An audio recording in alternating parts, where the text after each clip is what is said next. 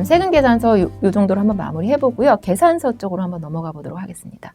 계산서랑 그 부가가치세가 면제되는 사업자가 재화나 용역을 공급할 때 이제 그 발행하게 되는 증빙이 한 종류입니다. 그래서 계산서도 세금 계산서처럼 필요적 기재사항이 이렇게 나와 있습니다. 그래서 여기 이렇게 4가지가 필요적 기재사항이시고요. 넘어가서 아까 세금 계산서처럼 한번 같이 보도록 하겠습니다. 실물 이게 전자세금 계산서시고요. 아까 세금 계산서와 마찬가지로 저희가 주황색으로 표시된 이런 부분들이 바로 그 필요적 기재사항으로서 이 계산서에서 이 부분이 잘못된 경우에는 가산세가 부과될 수 있습니다. 그래서 이 부분을 조금 더 주의 깊게 보시고 계산서를 발급하시면 될 것 같습니다. 그래서 계산서란 아까 말씀드린 대로 그 부가세가 면세되는 사업자가 발행하는 것이 바로 계산서인데, 그렇다면 면세란 무엇인가에 관해서 조금 한번 같이 살펴보도록 하겠습니다. 그래서 우선은 그 면세라는 것은 뭐 몇 가지 이렇게 나눠 있으신데요. 뭐 기초생활 필수 재화가 있으시고요. 그 다음에 한번 넘어가서 같이 볼게요. 국민 후생 관련 재화 용역, 그 다음에 문화 관련 재화 용역, 부가가치 구성 요소, 그 다음에 기타 이제 우리가 정책적으로 면세를 하고 있는 것들이 있습니다. 다시 앞으로 같이 한번 가보겠습니다. 네.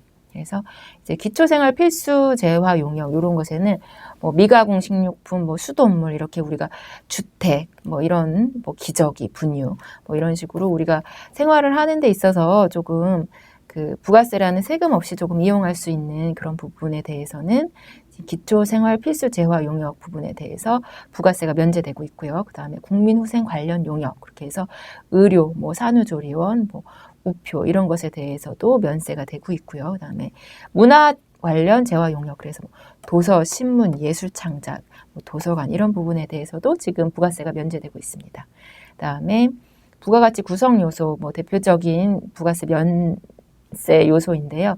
토지, 금융, 보험 이런 것들은 부가가치의 기본적인 구성 요소가 되기 때문에 그 부분에 대해서는 부가세를 과세하지 않고 있습니다. 그리고 기타 우리 그 국가에서 그 정책적으로 이런 부분에 대해서는 부가세를 과세하지 않겠다는 그런 부분으로 몇 가지 이렇게 열거가 돼 있고요. 그래서 의료 이제 용역이 면세가 되는 것은 맞지만 뭐 미용 목적 성형이라던가 뭐 애완동물 뭐 무도학원 뭐 이쪽은 뭐 그런 자동차 운전학원 뭐 이런 부분은 현재는 면세가 아닌 과세로 지금 부가세가 과세되고 있습니다. 그래서 우선은 이런 부분이 이제 대표적인 면세의 내용이시고요. 그 다음에 흔히 저희가 이제 세무사로서 이제 그 일을 하다 보면은 면세와 영세율에 대해서 이제 조금 구분이 잘 안 되신다거나 하는 부분이 있으셔서 그 부분만 제가 한번 짚고 넘어가 보도록 하겠습니다. 뒤쪽에서.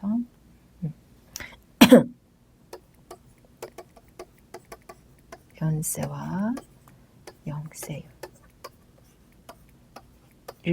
영세율이라고 이렇게 표현을 하면 조금 이해하시기가 쉬우실 것 같으세요.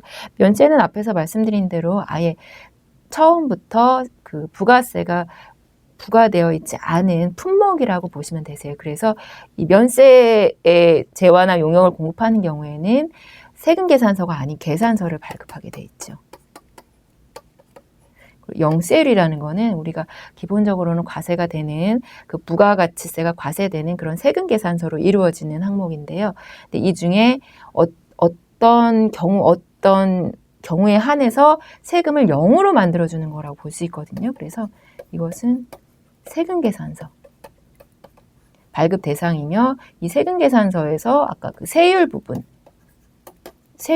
0으로 표시되는 거라고 보시면 그게 가장 겉으로 봤을 땐 그게 가장 큰 부분이시고요. 그 다음에 내부적으로 들어와서 면세란 무엇이냐, 영세율이란 무엇이냐 이렇게 얘기했을 때는 면세라는 것은 앞에서 지금 우리 살펴봤던 것처럼 어떤 품목에 대해서 면세라고 정해진 거예요. 그래서 뭐 앞에서 우리 봤던 것 중에 뭐 기저귀, 뭐 이런 분유 이런 것에 대해서 우리가 대한민국에서 국세청에서 그 부분을 면세하기로 결정을 한 거죠. 그래서 그런 경우에는 그 품목 자체가 전부 다 면세가 되는 거예요. 그래서 누가 팔든 그 품목은 면세세요. 그래서 예를 들어서 설명을 드리면 우리가 그 쓰레기 봉투가 면세 대상이신데요. 그래서 세금 계산서가 없는 계산서를 발부 값셔야 되는 건데, 예를 들어서 우리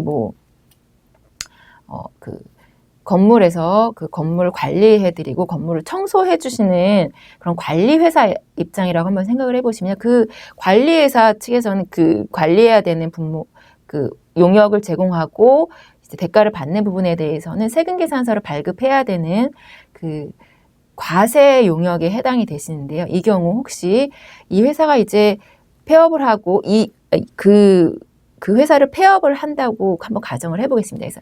그래서 이 회사를 폐업하려고 이제 그 관리 쪽을 그만두는 입장에서는 이제 그 쓰레기 봉투가 많이 남아 있었던 거예요. 왜냐하면 관리하기 위해서 쓰레기 봉투를 많이 사 놓았었는데, 이제 그 업을 하지 않을 것을 정리를 하는 과정에서 쓰레기 봉투가 많이 남아 있었다고 가정을 해볼게요. 그러면 그 회사에서는 그 쓰레기 봉투를 어딘가에 매각을 해야겠죠. 하지만 이 건물 관리 회사는 기본적으로 그 과세가 되는 그 회사였지만, 이 회사가 쓰레기 봉투를 매각할 때는 다른 곳에 그 쓰레기 봉투라는 그 재화 자체가 면세 품목이기 때문에 이 회사가 그것을 다른 회사에 이렇게 파는 경우에는 계산서를 발급해야 되는 면세 대상이 되시는 겁니다. 자, 이것만 설명드렸으면 조금 뭐지 이렇게 생각하실 수는 있는데요. 그러니까 다시 한번 말씀드리면, 면세라는 것은 그 정확하게 어떤 품목, 우리가 앞에서 얘기했던 이렇게 도서라던가 신문이라던가 아까 좀 전에 말씀드렸던 쓰레기 봉투, 이런 것에 대해서는 누가 그 물건을 팔든지 상관없이 그 품목을 파는 사람은 무조건 그걸 면세로 취급해서 파시면 되는 겁니다. 그다음에 영세율이라는 거는 면세와 조금 다르다고 지금 말씀을 드리려고 하는데, 영세율이라는 것은 같은 물건을 파는 경우에도 누가 어떤 방법으로 파느냐에 따라서 과세가 될 수도 있고 영세율이 될 수도 있으세요. 우리 흔하게 한번 또 예를 들어보면, 혹시 휴대폰을 파는 회사가 있다고 생각을 해보겠습니다. 휴대폰을 국내에서 파는 경우에는 그것은 과세 매출이세요. 정확하게 세금 계산서를 발급해야 되고요. 예를 들어서 휴대폰을 파는 대리점으로 이렇게 판매를 하는 도매상이라고 치면은 그 판매를 할 때마다 세금 계산서를 발부해야 되는 과세 대상인데요. 이 업체가 그 휴대폰을 요새 중국으로 수출이 많으니까요. 중국이라고 한번 가정해 볼게요. 중국으로 이 휴대폰을 수출하시는 경우에는 수출이라는 어떤 그 행위로 인해서 부가세가 영세율 대상이 되세요. 그래서 수출하는 재화가 되어서 그 부분에 대해서는 영세율이 되시는 겁니다. 그래서 같은 물건을 팔아도 그 영세율인가 면세율을 나눠서 보자면, 같은 물건 누가 팔든지 상관없이 이 물건을 팔 때 면세가 되는 것이 면세 품목이시고요. 영세율은 같은 물건을 팔아도 누가 어떤 방법으로 파느냐에 따라서 과세 물건이 되기도 하고 영세 물건이 되기도 하고 하는 그런 부분이 좀 영세율과 면세가 다른 부분이라고 할 수 있습니다. 그래서 그 면세 중에 이제 또 조금 이제 실무하시면서 궁금하실 수 있는 부분이 있어서 저희가 한번 박스로 만들어 봤는데요. 우선 부동산을 공급하실 때 토지와 건물을 공급한다 한 경우에 토지는 부가가치세 구성 요소 중에 하나이기 때문에 무조건 면세가 되시고요. 그다음에 건물 같은 경우에는 기본적으로는 과세가 되는 게 맞으신데, 국민주택 규모의 건물을 이제 공급하시니까 매각하시는 경우에는 국민주택 규모에 해당하는 주택 부분만 면세가 되신다고 보시면 되세요. 여기서 말하는 국민주택 규모란 그 전용 면적 85제곱미터가 되지 않는 그런 것을 저희가 국민주택 규모라고 얘기를 하고 있고요. 다 그렇다면은 이제 공급에 대해서 말씀드린 거고, 임대 쪽으로 넘어와 볼게요. 임대 쪽으로는 기본적으로 토지든 건물이든 임대를 하게 되면 부가가치세가 과세가 됩니다. 하지만 예외적으로 그 주택하고 관련된 주택의 부수토지와 주택 부분은 임대를 하는 경우 면세가 되고 있습니다. 그래서 공급과 임대의 경우에 이 주택 부분하고 토지 부분의 면세가 왔다 갔다 하면서 조금 헷갈리실 수 있어서 저희가 표로 한번 만들어 보았습니다. 네, 그래서 그 전자계산서 의무 발급 의무 발급 사업자에 대해서도 한번 알아보도록 하겠습니다. 법인 사업자 같은 경우에 2015년 7월 1일부터 법인 사업자 같은 경우에는 계산서를 발급하는 경우 모두 전자로 발행을 해야 되게 돼 있고요. 개인 사업자 같은 경우에는 아까 전자세금 계산 비슷하게 생각하시면 될 것 같아요. 연간 공급가액이 3억이 넘어가는 그 과면세 겸업자 같은 경우에는 이제 2015년 7월 1일부터 전자계산서를 발급하게 돼 있고요. 또 이제 과면세가 아닌 그 면세만 또 이제 공급하시는 개인 사업자 같은 경우에는 10억이 넘어가는 경우에 이제 2016년부터 이제 전자계산서로 의무 발급하게 되어 있습니다. 네, 그래서 전자계산서 발급에 대해서 다시 한번 저희가 표로 한번 정리를 해봤는데요. 이제 기본적으로는 저희가 이제 이런 형태인 경우 어떻게 돼야 되느냐에 관해서 저희가 표를 한번 만들어 봤는데, 법인 사업자 같은 경우에는 현재 모두 다 그 전자세금계산서, 전자계산서를 발급하셔야 되는 대상이라고 볼 수 있고요. 개인 사업자 같은 경우에는 과세사업만 영위하는 경우 그 전자 이제 계산서를 발급할 그 여지가 없죠. 계산서 같은 경우 발급 대상이 아니시니까. 그리고 이제 과세 면세 겸업하시는 경우에는 직전 연도 과세 공급가액이 3억 이상인 경우 면세 거래에 대해서도 그 전자 계산서를 발급하셔야 되고요. 그다음에 부가치세 면세 사업만 영위하시는 경우에는 이제 총 수익금액 10억이 넘어가는 경우에는 계산서 전자적으로 발급하셔야 되는 겁니다. 네, 그리고 이제 여기까지가 계산서 같이 알아봤고요. 이제 지금부터는 신용카드에 대해서 한번 살펴보도록 하겠습니다. 이제 신용카드는 재화 용역을 공급받은 사업자가 이제 여신금융법에 의해서 신용카드 결제하고 발부받는 영수증을 말합니다. 그래서 이렇게 이제 저희가 한번 실물을 한번 놓아봤는데요. 저희 뭐 식사하고 뭐 그 신용카드 사용하고 한 경우에도 많이 발급받을 수 있는, 저희가 흔히 볼 수 있는 매출 전표지요. 그래서 이제 기본적으로는 저희가 이제 1, 2, 3번 이렇게 해놨는데요. 우리가 이제 신용카드라고 얘기하는 것들 를 통칭하시면 1번으로 다 들어가실 수 있으실 것 같고요. 그 다음에 조금 특이하게는 뭐 백화점 카드 가능해요? 뭐 외국에서 발행된 신용카드 되나요? 이렇게 문의하시는 분들이 있어서 저희가 한번 기재해 봤습니다. 백화점 카드 신용카드로 인정이 되고요. 외국에서 발급받은 신용카드도 이제 포함이 되고 있습니다. 그 다음에 또 요새 많이 이용하시는 직불카드도 신용카드의 한 형태로 인정되고 있습니다. 그 다음에 기명식 선불카드, 이제 선불로 얼마를 적립해 놓은 후에 저희가 사용하는 것인데, 여기서 중요한 선불카드도 신용카드와 마찬가지로 우리가 그 정규 증빙으로 보고 있는데요. 여기서 중요한 건 바로 기명식이라는 부분이고요. 무기명 선불카드는 인정이 되지 않습니다. 그래서 이 기명식이라는 것 자체가 누가 이 물건을 구입하고 있다는 것에 이렇게 이름표를 붙여뒀다고 보시면 되세요. 그래서 무기명이라는 것은 누가 사는지를 알 수가 없기 때문에 우리 회사의 비용으로 인정받을 수가 없는 거라고 생각하시면 됩니다. 그다음에 포인트 카드도 법정 지출 증빙으로는 인정이 되지 않고 있습니다. 자, 그래서 이런 이제 신용카드 같은 경우, 신용카드 이제 매출 전표를 받으신 경우에 우리가 이제 부가가치세를 이제 신고하실 때 매입세 공제도 가능하신데요. 이제 그런 경우 어떤 요건을 충족해야 되느냐 하는 것을 한번 본 건데요. 바로 뭐 이런 것 정도라고 한번 보시면 될 것 같습니다. 뭐 수령 명세서를 갖고 계셔야 되고, 뭐 5년 보관하셔야 되고, 그다음에 세금계산서 아까 발급이 금지된 이런 업종이 좀 열거돼 있으세요. 이런 업종으로부터 받으신 것은 신용카드를 발급 받으셨어도 이제 부가세에서 매입세 공제가 안 되신다는 말씀입니다. 그리고 부가세에서 매입세 공제가 안 된다 뿐이지 우리 기업의 사업 목적을 위하여 사용된 비용은 법인세, 소득세에서는 모두 비용으로 인정이 되시는 겁니다. 네, 그래서 넘어가서 우리 이제 아까 정규 증빙 4가지 같이 얘기 나눴었는데, 다시 한번 보면 전자세금계산서, 세금계산서, 계산서, 신용카드, 현금영수증, 이렇게 4가지인데 마지막인 현금영수증 한번 같이 보도록 하겠습니다.